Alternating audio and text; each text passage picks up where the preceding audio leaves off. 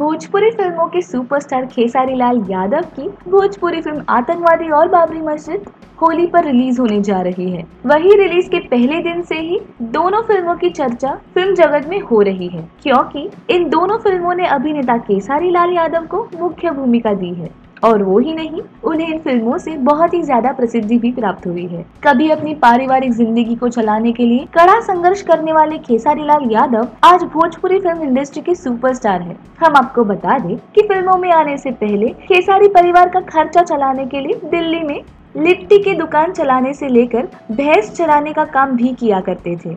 उन्हीं दिनों का संघर्ष आज उन्हें सफलता की बुलंदियों पर लाके खड़ा कर दिया है। तो अब आपका क्या कहना है इस पर? शेयर कीजिए कमेंट बॉक्स में।